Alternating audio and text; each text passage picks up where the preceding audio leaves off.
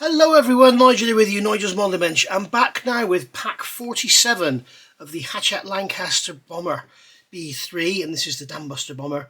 And in pack 47 we're going to be continuing work on the rear turret, which we started here.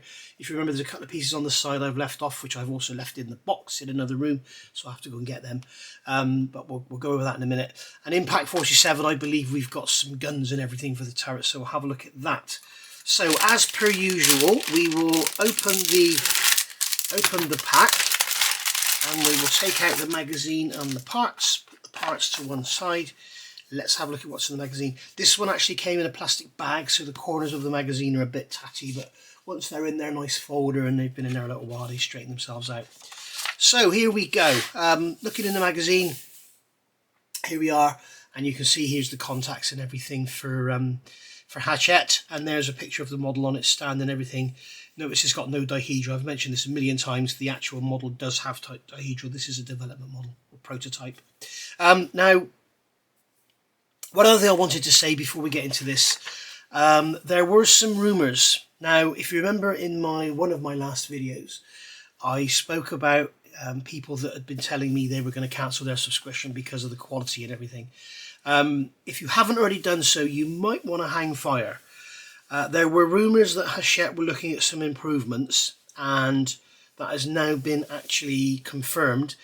I've received an email, as will everybody who's subscribed, I believe. If you haven't, then perhaps drop them a line, or let me know, and I can perhaps put a copy of the email up. But basically what they're saying is they realise there is an issue with the undercarriage not retracting properly, and the door hinges blocking the undercarriage from going up.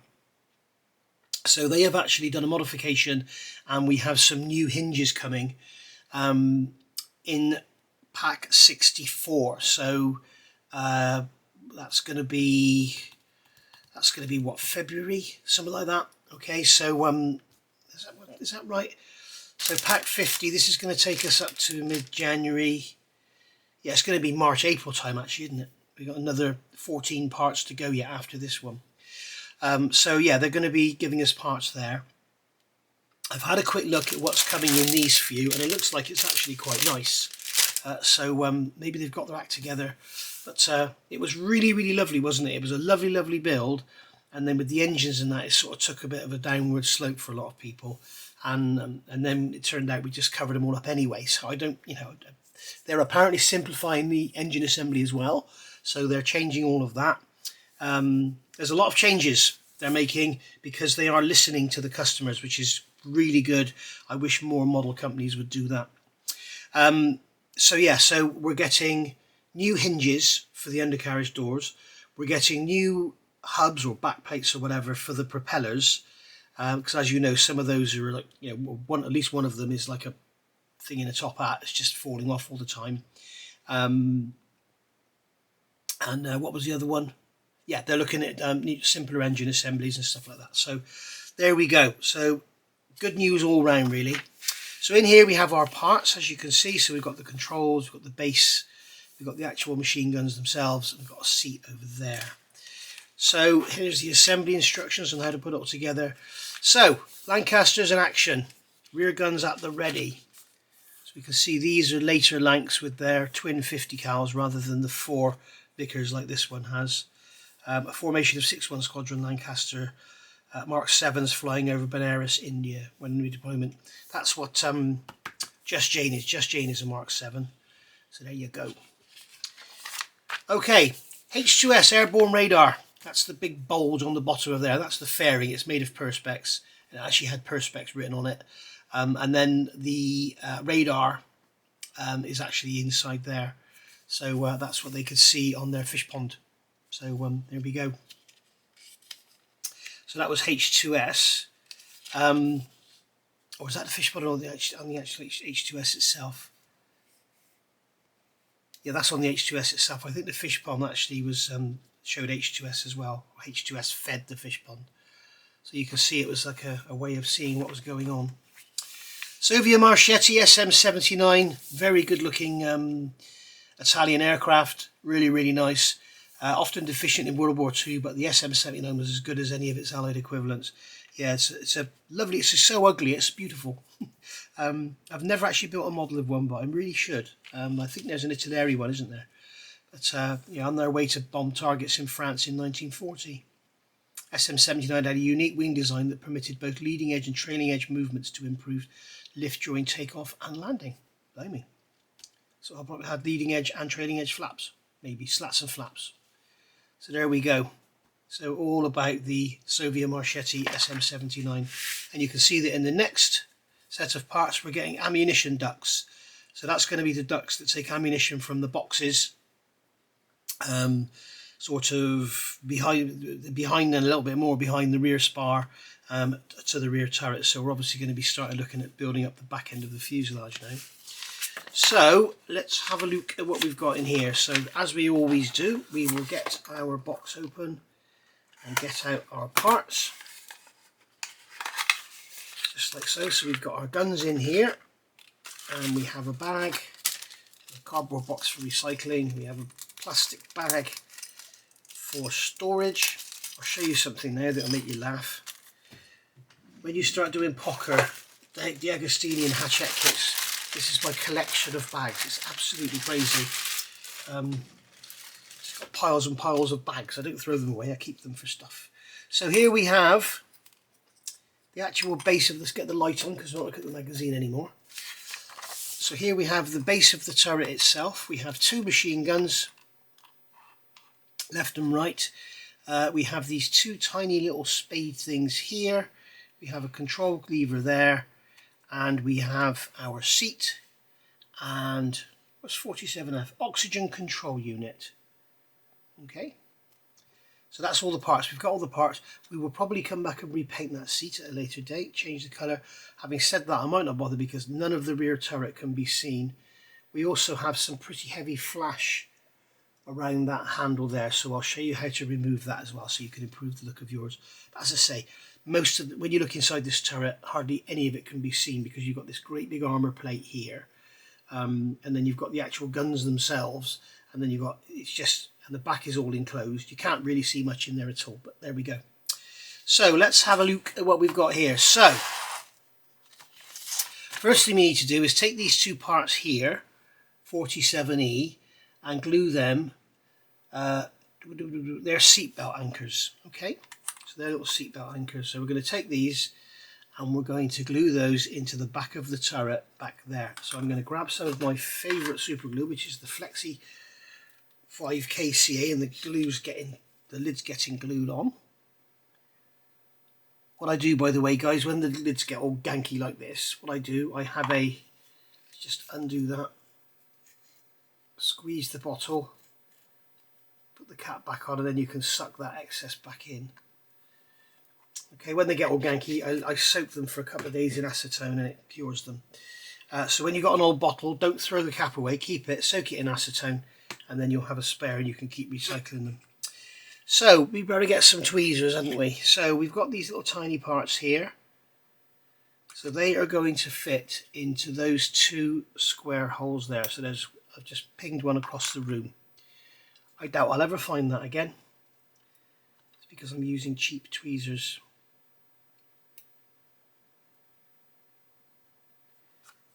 Okay, so we've got a square hole there that's going to go into, and I'm going to grab myself my lovely Nice tweezers. These things are lovely. They won't ping out of these. So we can pick that up. I'm just looking here. They're a very tight fit by the look of it, which doesn't help with the pingingness. Yes, they are quite a tight fit in those holes. So I'm just going to push that in.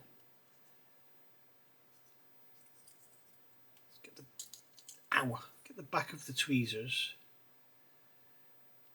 There we go. Push that in. Now I'm going to go and see quickly if I can find the bit I've just lost. I very much doubt it. But as I say, you can't really see much detail inside here anyway. I'm going to see if I can find it. Hang on. Okay, there was no way I was ever going to find that. I mean, look, it's absolutely tiny. I'll have a look afterwards. After I finish the video, see if I can find it. One thing you can do if you do lose it to the carpet monster, put a sock In this case, a white sock, because the black part will show up better on it. If you're looking for something light, like a silver part or a light grey part, use a black sock. Put the sock over the end of the vacuum around the area, and then have a look at the sock, and you might find the part on there. So, but also make sure you hold the sock, otherwise the sock gets sucked up in the vacuum. Anyway, so that's that. I even went back over the video and watched it at like 10%, and I could see that I had my hand like this when it flicked, and I can't even see where it went. So it's probably gone that way. I don't know. So it's down on the floor behind me somewhere. Probably stuck in Dottie's paw now. But anyway, so right, let's carry on, and we'll come back to that afterwards. If necessary, I could always make a little piece of black plastic to go in there. It's not the end of the world. So we've got to fit the seat. So check how the seat fits on the base between the two pins. The pin, so the seat are different sizes and fit into corresponding holes. So you have a big pin and a small pin. So that's going to go in there, and that is a very, very tight fit. Excuse me. Cool. That is a very, very tight fit indeed. You can see I put super glue on the back of that pin, and I've got it with my fingers. Not to worry. What I'm going to do is grab a pair of smooth-nosed pliers. If I can get the bloody things out of these pathetic little drawers I've got. And then we're going to grab a sanding sponge, which has a smooth back on it. And then I can come along and give that a good squeeze and make sure it's gone down nicely. The reason I'm using the sponge is just so I don't damage the plastic. Okay, there we go. So that's that down. Right, so now we've got that done. Now we're going to move on to the control card. Take the oxygen control unit and fit it into the socket near the seat, the yellow arrow. So the oxygen control unit is here. That all looks good. That has an ejector pin mark on the back. That's going to go in. So we've got a pin on the bottom of there, and that is going to go in that way. And what we'll do, we will put a drop of glue in there because it's not that tight a fit. So we just put a drop of glue in the hole. There we go. And then grab a cotton bud. Just grab a cotton bud and wipe away the excess on the top.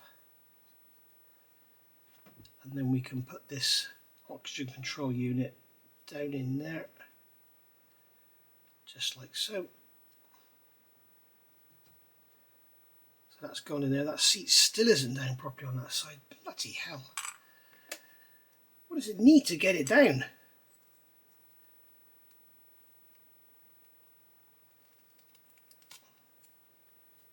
Wow. Okay, there we go. Now over here we have our the control handles, and as you can see on here, I don't know if you can make it out on the camera, but there's a lot of flash around the edges. So what I'm going to do is take a knife and just gently scrape away to get rid of this flash. Okay, there we go. That looks a lot better now. Yours may not have the flash on it. Sorry, I had to put the camera down quickly, guys, because Dottie went quiet. You have to be very careful when she's quiet. You don't know what she's doing. Up to do good somewhere. So that's going to go into there. She's starting to bark now. She's learnt that she can bark at things. You can hear her now. Okay, so that's that. And then we're going to fit this actual unit. Now, if you remember, back in part 46, they asked you to glue these two parts here, which I put back into a bag. They asked you to glue these two parts here onto the sides, like so, like that. Is it forwards or backwards? Like that, isn't it? Yeah, there we go, like that. But the trouble is, they fit like the proverbial in a top hat, so they're very floppy, as you can see. So I said don't fit them now when you can get them all aligned. So what they're showing you in the instructions here is all the different colours where all the different pegs go. So you can see here that we've got 2 rectangular pegs, a large round one and 2 small round ones. So they are going to go into there. You've got 2 rectangular holes, a large hole, 2 round holes. Okay, and then we've got the 2 holes at the back.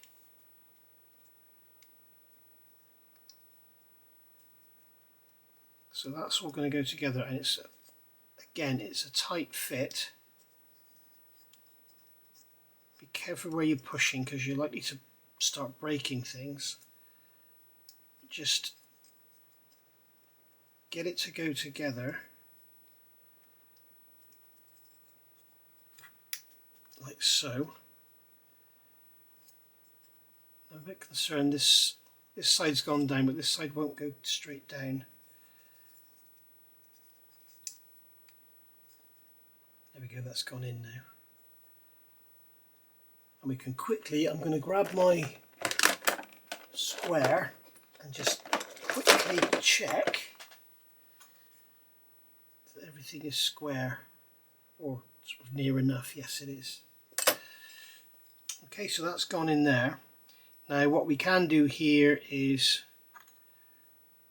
what we'll do is we'll put some glue in afterwards at the end. We'll put some glue across there at the end, and then that can capillary in and do its thing.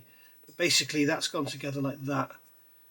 That square hole there is empty because I lost that seatbelt part, so if I find it I'll put it in. But as you can see, it's hardly even visible, even if it was all exposed. But when you think you've got a metal backing around here, it's just not going to be seen. So I'm not going to break my back trying to find it. Okay, so that's gone in there, and now these side pieces, these can now be fitted. These are the chutes for the ammo. So as you can see, they can now go in, and they just clip in like that. Obviously we're going to glue them.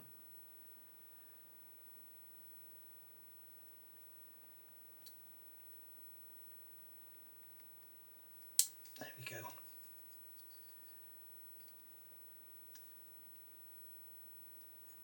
So there we go, that's gone in like that. Very, very nicely. So happy with how that's gone together. So what we're going to do is take this out and put a drop of glue into here.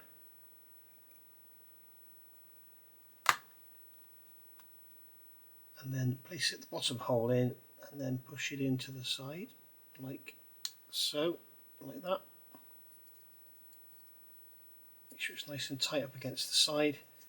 And then on this side I'm going to put a drop of glue in there. Just remove the excess, and then into the bottom and into the side, just like so.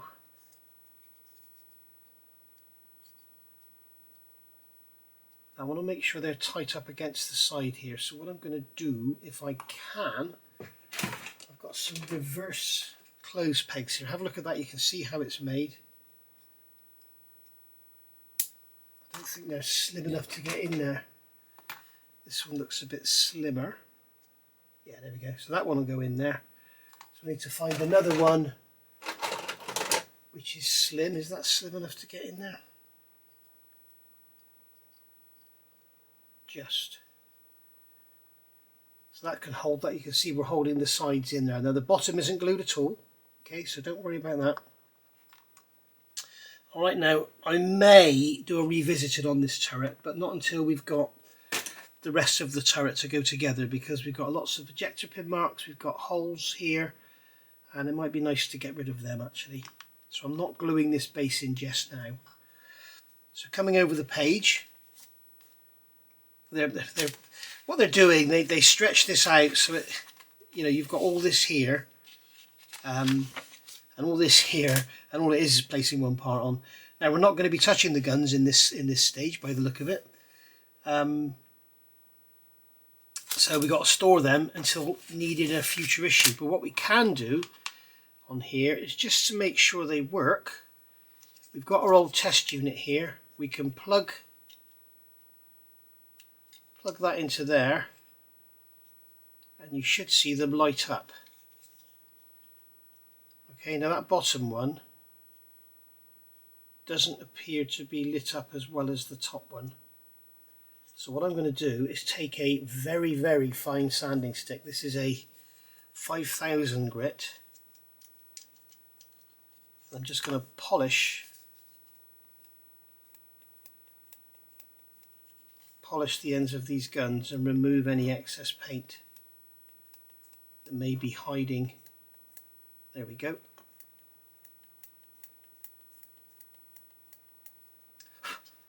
So now we can see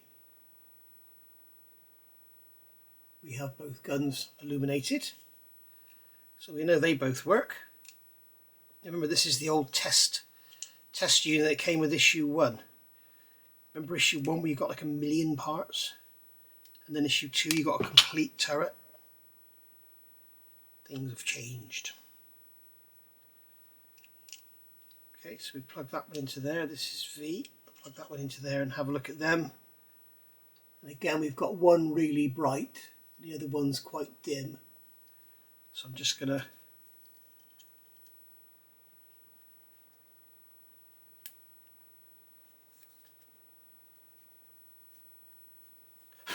give that a polish.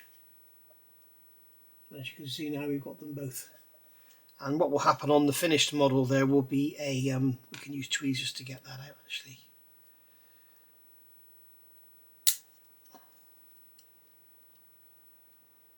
Be careful not to pull on the wires. On the finished model there will be a circuit board that has them flashing, so you get the flash with the noise, so you can you can fire the rear guns. So that'll be cool.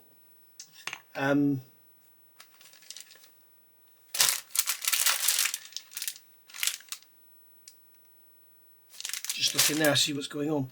Right, because I thought I saw the turret, but we don't have a turret on the top of a Dambuster. So so there we go. So that's it. That's it for pack 47. As I say, I'm not gluing that base in because I may do a revisited video where I come back and sort of paint things up and make things look a bit prettier, just to add some detail. But we shall see. We shall see. So that's it for pack 47. Thank you for watching. I will see you soon for pack 48. As I say, pack 48. In fact, no, I was going to say we'll do it now. What we'll do is we'll do 48 and 49 together perhaps. Okay, so I'll see you then. Thank you for watching. Bye for now.